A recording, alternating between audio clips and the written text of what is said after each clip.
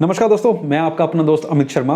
आज की इस वीडियो के अंदर मैं बात करने वाला हूं एविएशन सेक्टर के बहुत ही interesting career option aircraft maintenance engineering के बारे में। अब जो एयरक्राफ्ट मेंटेनेंस इंजीनियर्स होते हैं वो बेसिकली डील करते हैं एयरक्राफ्ट की मेंटेनेंस के अंदर, उसके रिपेयर के अंदर, उनकी ट्रबल शूटिंग के अंदर, एंड ये अश्योर करते हैं कि एयरक्राफ्ट जो है फिट है फ्लाई करने के लिए। अगर आप जो है ऐसी टेक्निकल फील्ड के अंदर जाना चाहते हैं आफ्टर 12, तो आप किस तरीके से जा सकते हैं, ये एग्जैक्टली कोर्स है क्या, किस तरीके से ये वर्क करता है, क्या क्या चीज़ें आपको इसके अंदर मिलती हैं, और अगर आप जो है आज की डेट में इसको ज्वाइन करना चाहते हो तो आपको करना चाहिए नहीं करना चाहिए, आज की इस वीडियो के अंदर मैं बात करने वाला हूं।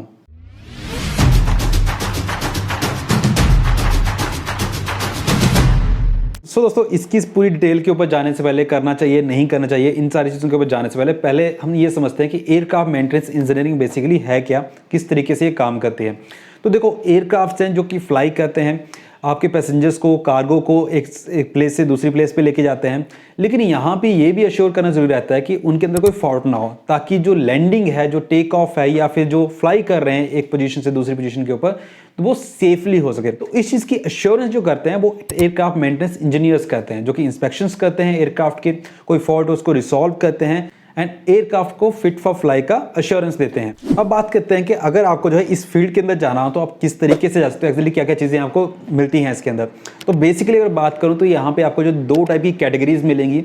एक कैटेगरी मिलती है आपको लाइन मेंटेनेंस, जिसको जो है ए कैटेगरी कहा जाता है। दूसरी कैटेगरी मिलती है आपको बेस मेंटेनेंस, जिसको जो है बी कैटेगरी कहा जाता है। अब यहाँ पे जो है आपका कंफ्यूजन होता है कि यार ये कैटेगरीज क्या है। तो कैटेगरी बेसिकली एयरक्राफ्ट के टाइप और मेंटेनेंस के टाइप के हिसाब से होती है। सिंपली अगर समझाऊं तो जो आपके लाइसेंस जो रहता है उसके अंदर कैटेगरीज रहते हैं कि आप किस टाइप के एयरक्राफ्ट के ऊपर काम कर सकते हो। फॉर एग्जांपल, आप कोई व्हीकल रन करते हो, मतलब आप ड्राइव करते हो, तो वहाँ पे कैटेगरीज होती हैं, 2 व्हीलर के लिए, 4 व्हीलर के लिए, हैवी के लिए, बहुत सारी चीज़ें। तो वैसे ही इनका जी कैटेगराइज किया होता है कि कौन सी कैटेगरी के अंदर कौन सा एयरक्राफ्ट या कौन सा लाइसेंस आपका चलेगा।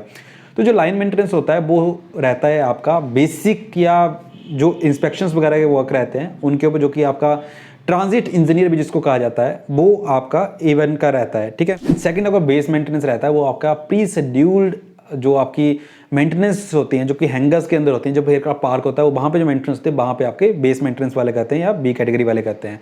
तो यहाँ के बी के अंदर भी आपके अलग अलग रहते हैं। यहाँ पे आपको मैकेनिकल कैटेगरी मिलती है और एक मिलती है आपको एवियोनिक्स। एवियोनिक्स मतलब इलेक्ट्रिकल, इलेक्ट्रॉनिक्स या नेविगेशन वगैरह के जो इंस्ट्रूमेंट्स रहते हैं उनका कैटेगरी रहता है।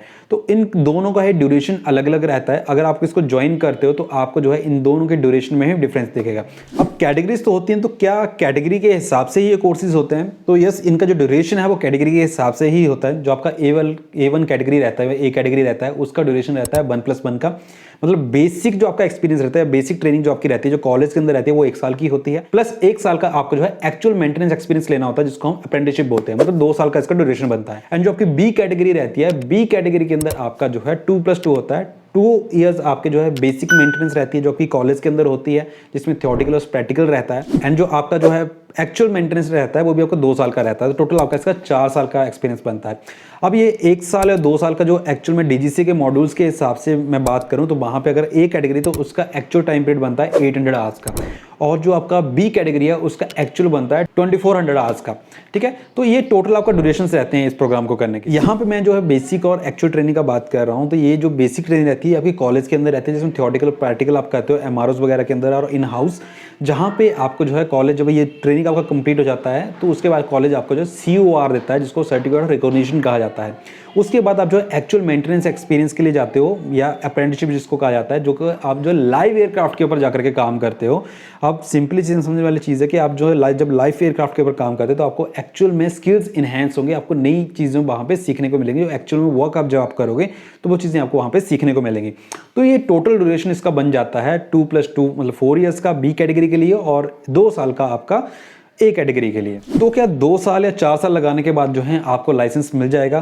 तो नहीं, इतना नहीं है। आपको जो है लाइसेंस लेने के लिए जो है वो इसका जो टाइम पीरियड मैंने बताया, ट्रेनिंग टाइम, वो तो आपका कंप्लीट होना ही है। प्लस डीजीसी इसमें अपने मॉड्यूल्स कंडक्ट करता है, मतलब एग्जाम्स लेता है। तो ये भी कैटेगरी वाइज रहते हैं। आपका जो आपका B1 कैटेगरी रहता है उसके 11 मॉड्यूल्स होते हैं, 11 एग्जामिनेशन आपने कर देने होते हैं।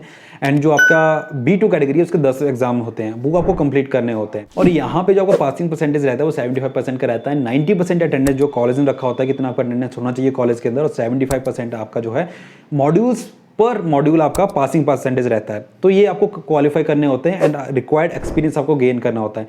जब आपको बेसिक एक्सपीरियंस मॉड्यूल्स आप कंप्लीट कर लेते हैं तो आपको AML मिलता है, जिसको जो है विदाउट टाइप रेटिंग या ब्लैंक बोझ कहा जाता है, ठीक है। वो आपको लेना होता है, एयरक्राफ्ट मेंटेनेंस लाइसेंस जिसको कहा जाता है, वो आपको मिलता है। उसके बाद जो है आपके पास नेक्स्ट स्टेप रहता है टाइप रेटिंग का। अब टाइप रेटिंग जो आगे वाली चीज रहती है उसको हम अभी नहीं पकड़ेंगे। तो 4 साल लगाने के बाद ही हमें जॉब मिलेगा, तो ऐसा नहीं है। आपको जो एक्चुअल जो पेइंग आज की डेट में कंपनीज कर रही हैं, तो वो आपको जो है 2 साल के बाद मिलना शुरू हो जा रहा है। क्योंकि कंपनीज 2 साल के बाद जब आपको अप्रेंटिसशिप के ऊपर लेके जा रही है या ऑन जॉब के ऊपर लेके जा रही है, तो वहां पे आपको जो है वो स्टाइफंड या फिर जॉब ऑन रोल करके आपको पे कर रही है। तो 2 साल के बाद भी जॉब मिलना शुरू हो गया है। अब क्वेश्चन आता है कि कहां से इसको करना चाहिए। तो इसके लिए आपको जो DGCA यानी कि directorate general of civil aviation से अप्रूव्ड AME स्कूल को ज्वाइन करना है बेसिक ट्रेनिंग के लिए आफ्टर 12th या after polytechnic diploma in engineering.